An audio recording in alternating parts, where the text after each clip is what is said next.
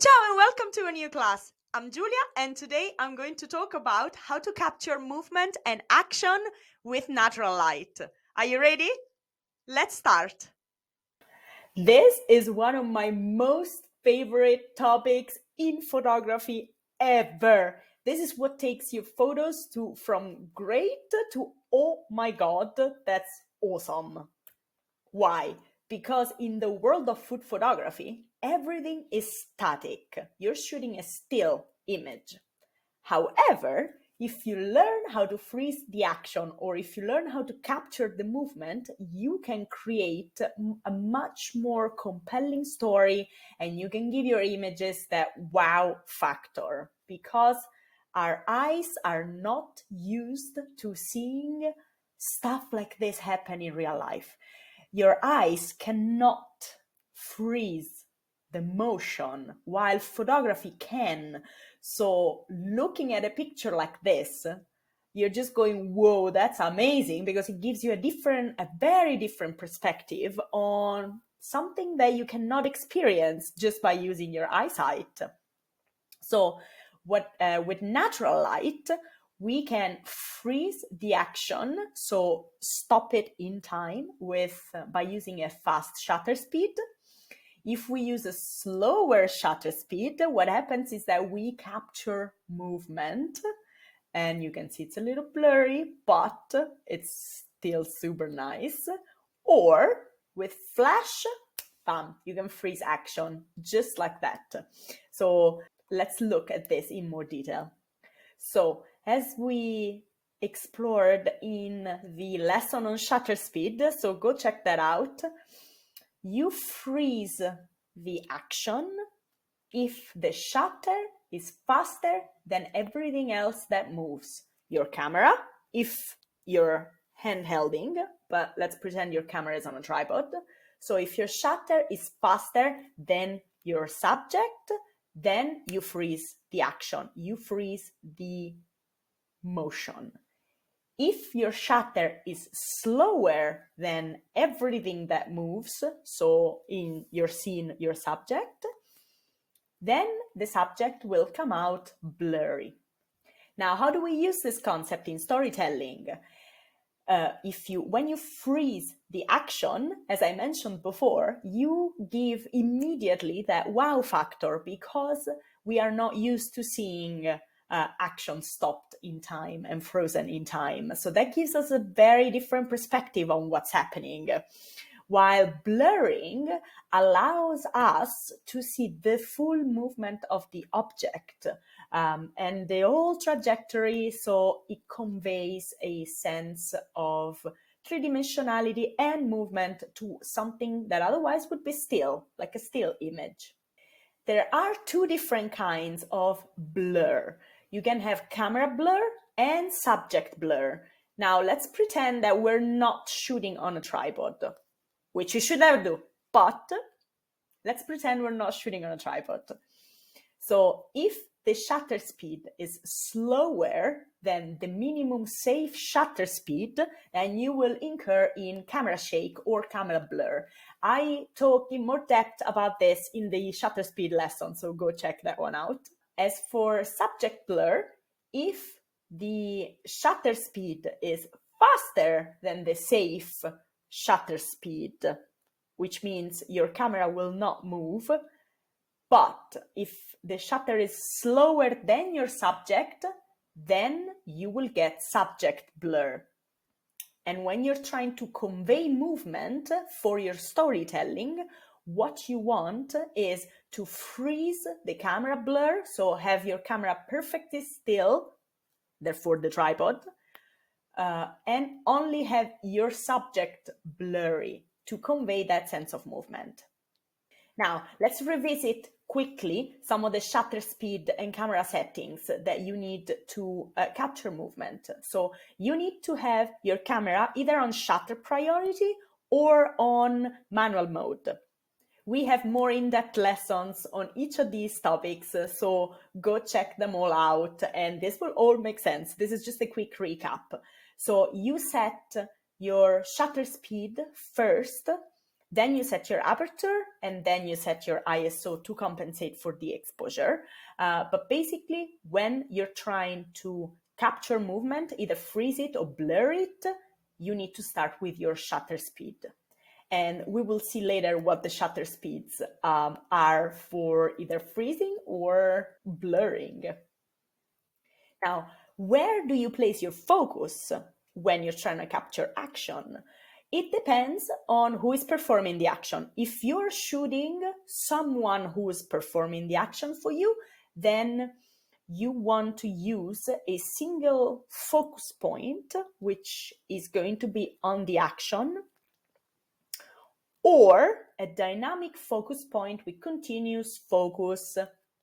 Again, I speak about focus a lot more in depth into the focus class, so go check that one out. But basically, you want your focus to follow the action, and that's why you go for the dynamic focus point, so that the focus point will move based on where the hands or the action is happening, and continuous focus so that the camera will keep focusing on that action until you release the shutter. And with things moving, this is exactly what you want. Now, when you capture action, you want to increase your chances to capture a good shot as much as possible, obviously. So it would be ideal if you use continuous shooting mode, where the camera just goes and takes lots of shots in a very short period of time. Like my camera can get 8 shots per second. That's fucking awesome. Obviously, not all cameras will have this. Some of the beginner entry-level cameras might not have that much. They might do like 2 or 3 shots a second, which is still good. So use the continuous shooting mode. And you also need a fast memory card. What's a fast memory card? A fast memory card is a memory card that can transfer a lot of data in a short amount of time. Because when you capture 10 shots, or let's say 7 shots a second, the memory card needs to be able to transfer all that data in 1 second, right? And each of these photos is a lot of megabytes because you're shooting RAW, right? Pro memory cards have a 300 megabytes per second data transfer capability. Entry-level memory cards will have 80 megabytes per second transfer, which should also be enough depending on how many shots your camera can actually capture in 1 second. So make sure that you pair the continuous shooting mode with a fast memory card. I often get this question, how do I take photos of myself? Like, what if I am the one performing the action? There are some ways you can do this. You can either use a remote shutter, so a trigger basically, that you can connect your camera with a trigger that you have in your hand. So with one hand you can perform the action, and with the other hand you can release the shutter. Or you can use the self-timer on your camera, 5 seconds, 10 seconds, 20 seconds. And some cameras can pair the self-timer with the continuous shooting mode. Or you can use apps. For example, my camera brand Nikon, we have an app that will allow me to shoot remotely. So I can use the app on my phone the same way that I can use a remote shutter. And nowadays, almost all the camera brands do that. So do some research and see if your camera has the possibility to use an app for remote shooting. If not, self-timer or remote shutter. Now, we went through all of the gear and the techie stuff. Now, let's see how we actually freeze the action using natural light. So what camera settings do you need? You need a fast shutter speed, that is paramount. If you're shooting with natural light, you probably need lots of light, and you probably need to increase your ISO, and you probably need a wide aperture. Why am I saying probably need all of these things? Because even if you're shooting with a very bright sunlight, your shutter speed needs to be super fast to capture movement. Therefore, if you remember from all the exposure triangle and all of that, having a fast shutter speed dramatically reduces the amount of light that your camera captures, which means in order to compensate for that exposure and the loss of light, you need to shoot wide open. So the aperture needs to be very wide to let in as much light as possible. And or you need to increase your ISO again to compensate for the exposure. So if I'm using, let's say, a shutter speed of 1,600 of a second, like in this case, because I wanted to freeze the drops of lemon falling on the beautiful chicken, I had to increase my ISO quite a bit, as you can see. So I shot this at ISO 3200. My lens was wide open, so 2.8 was the maximum aperture of my lens. So the only thing I could have done here was increase my ISO. Now, this looks nice and bright, but this was actually shot in a dark-ish restaurant in London in winter. So not very much light. So in order to be able to use this fast shutter speed, I had to increase my ISO. There was nothing else I could have done because I was already wide open and the light, that's what it is. So you cannot, when you shoot with natural light, you can't just go, hey sun, can you give me some more light here? Because I don't want to increase my ISO. You can't say that.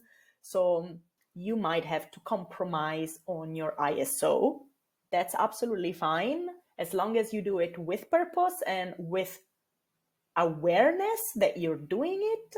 There are things you can do to minimize the noise, and I have a lesson on noise and ISO, so check that one out to see how you can compensate whenever you need to use very high ISO and you incur in noise normally.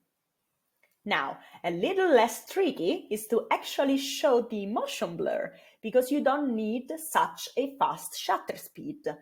You actually need to slow down the shutter speed a little bit in order to capture the beautiful movement and give that sense of, these are falling, you can tell, because they're not frozen in the air. Like, you can see that they're moving. So it's a beautiful storytelling technique, and it's a little bit easier to achieve. For this one, it's paramount that you have your camera on a tripod, because we want subject blur and not camera blur.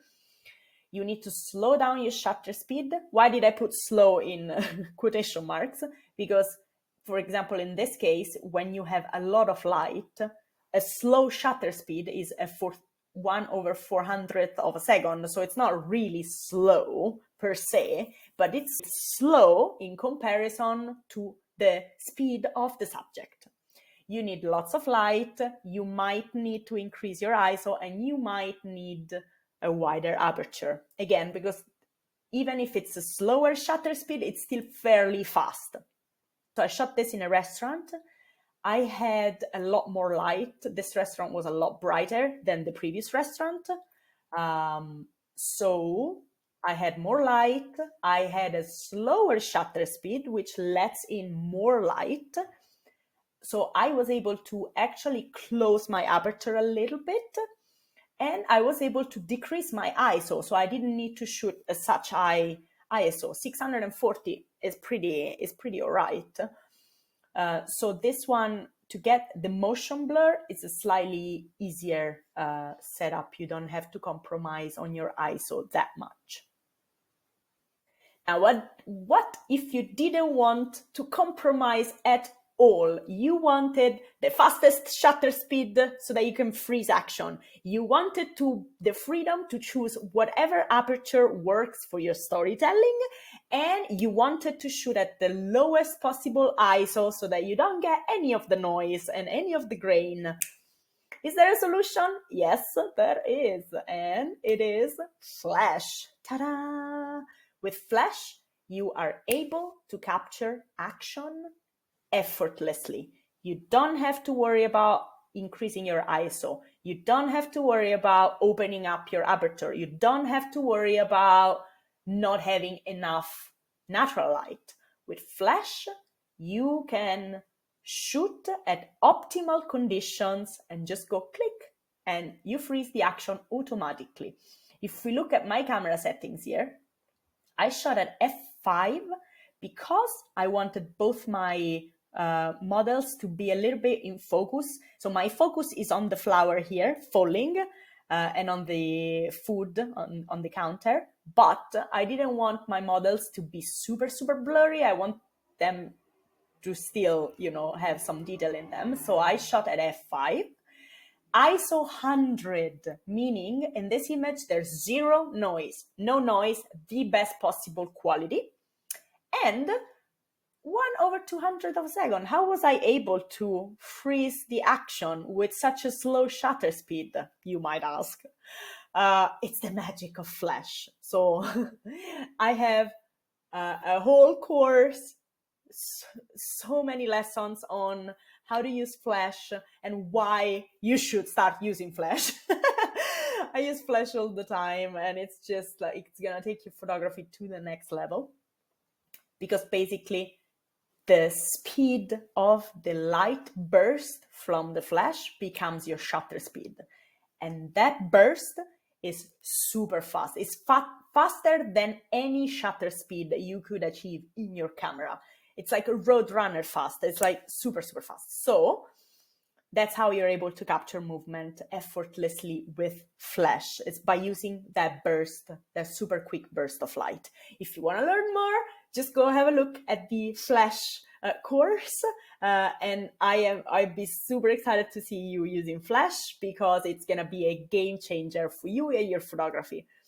So this was just a little teaser for you, just to get you curious about, oh la la, this is exciting.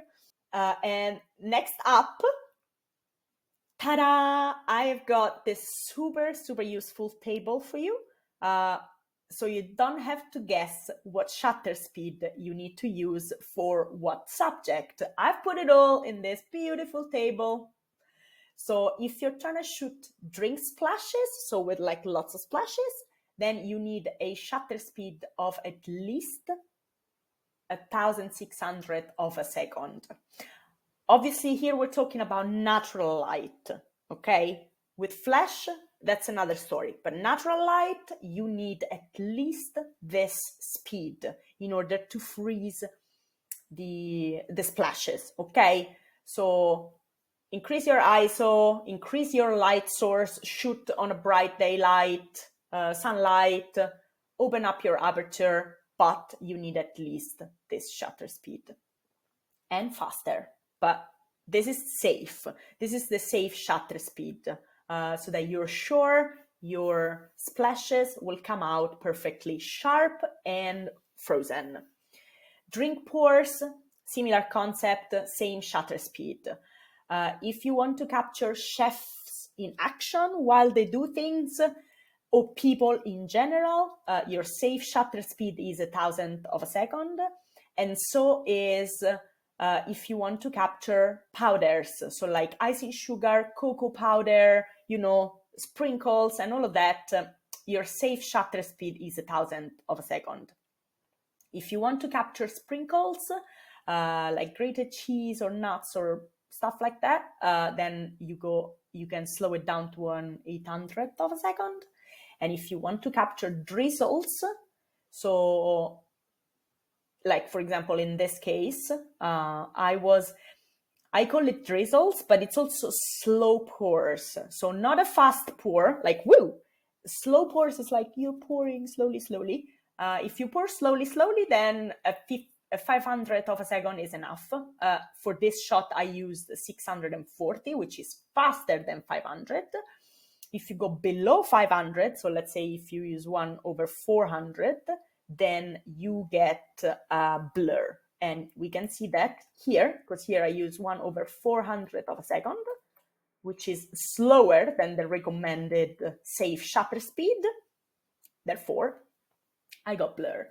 So these are the safe shutter speeds if you want to freeze movement with natural light. And now go have fun, and you're gonna have some mess to clean up after you practice with all your pours and all your sprinkles and stuff. But I assure you, it's super, super fun, and you are going to love it. So that's it for today. Thanks for watching and tune in next time. I'll see you there. Ciao!